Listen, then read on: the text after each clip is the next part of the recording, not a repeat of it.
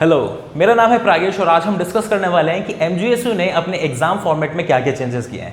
तो सबसे पहले हम देखते हैं कि एमजीएसयू के एग्जाम के फॉर्मेट में कितने सेक्शंस आते हैं। तो सबसे पहले देखो, एक सेक्शन होता है जिसका नाम होता है सेक्शन ए, दूसरा एक सेक्शन आता है जिसका नाम है सेक्शन बी और एक सेक्शन आता है जिसका नाम है सेक्शन सी। यानी एमजीएसयू के फॉर्मेट में कितने सेक्शंस आएंगे? 1, 2 और 3। दूसरी भाषा में अगर मैं इसको बोलूं तो सेक्शन ए को हम बोलते हैं शॉर्ट आंसर वाला, शॉर्ट आंसर आते हैं इसके अंदर, और सेक्शन बी के अंदर आते हैं लॉन्ग आंसर,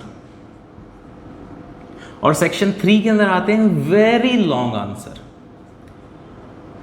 ठीक है, तो यानी 3 सेक्शंस हो गए एबीसी, और सेक्शन ए, सेक्शन बी और सेक्शन सी तीनों के अंदर अलग अलग फॉर्मेट के क्वेश्चंस आएंगे।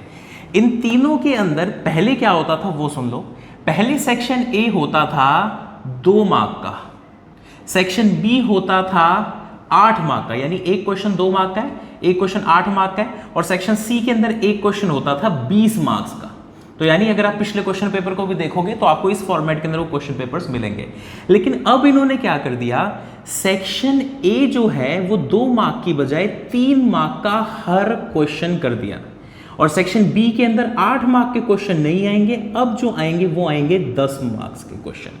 तो ये सारे फॉर्मेट में चेंजेस क्यों हैं, उसका रीजन मैं तुम्हें पिछली क्लास के अंदर बता ही चुका हूं कि अब क्वेश्चन पेपर 100 नंबर का ना होके 150 के हिसाब से होगा, जिसमें से 120 आपके एग्जाम के पॉइंट ऑफ व्यू से होंगे और आपके 30 नंबर इंटरनल जाएंगे। ठीक है, अब हम देखते हैं कि सेक्शन ए के अंदर क्वेश्चंस कितने आएंगे। पहले इसको इरेज कर देता हूं। तो देखो, सेक्शन ए के अंदर पहले भी 10 क्वेश्चन आते थे और अभी भी 10 क्वेश्चन ही आएंगे। यानी सेक्शन ए हमारा कितने मार्क्स का बन जाएगा? ये 30 मार्क्स का बन जाएगा, जिसके सारे के सारे 10 क्वेश्चन कंपलसरी है। यानी इसके अंदर आपको सेक्शन ए के अंदर कोई भी ऑप्शन क्वेश्चन नहीं मिलेगा। अब अपन सेक्शन बी की बात कर लेते हैं। तो सेक्शन बी के अंदर टोटल क्वेश्चन छपके तो आएंगे 7, यानी एग्जाम के अंदर क्वेश्चन लिखे हुए 7 आएंगे, जिसमें से आपको 7 अटेम्प्ट नहीं करने, आपको सिर्फ 5 क्वेश्चन अटेम्प्ट करने हैं। यानी टोटल देखें तो 5 क्वेश्चन 10 मार्क्स के हो गए, तो आपका सेक्शन बी को कितने मार्क्स का हो गया? ये हो गया 50 मार्क्स का।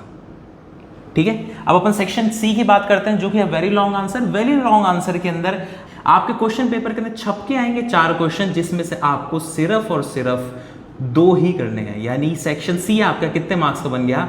40 मार्क्स का बन गया।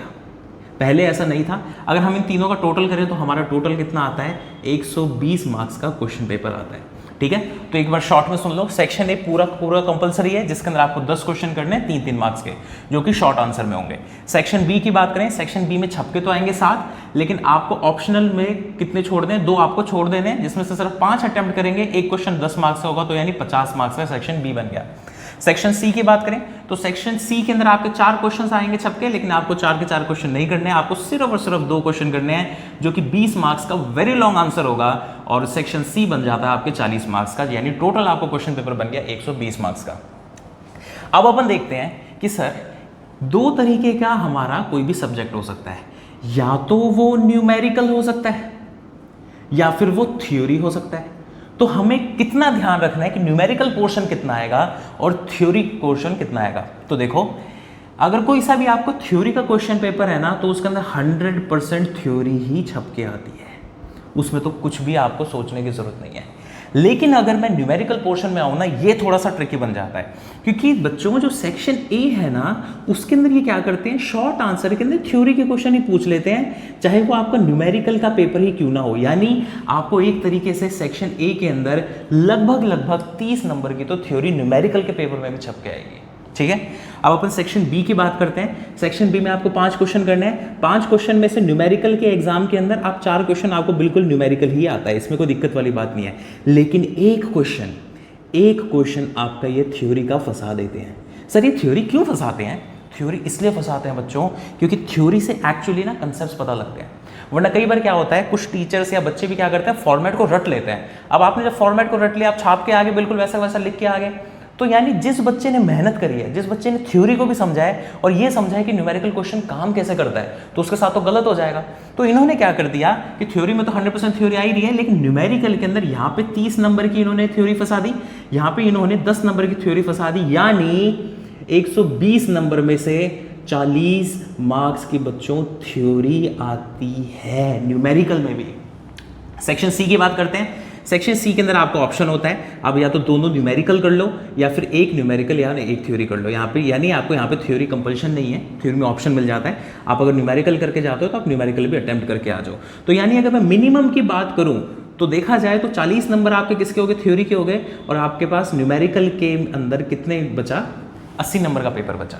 ठीक है, तो जनरली अभी भी पहले भी ऐसे ही होता था कि पास बच्चे कैसे होते थे, थ्योरी पढ़ के चले गए, उससे पास हो गए। लेकिन याद रखना, अगर आपको बिल्कुल बेस्ट पेपर देना है तो आपको न्यूमेरिकल भी कवर करना है, आपको थ्योरी भी कवर करनी है, और सबसे मेजर चीज़ जो इस फॉर्मेट के बाद से आना शुरू होगी वो है आपको अपनी अंडरस्टैंडिंग बढ़ानी है चीज़ों की।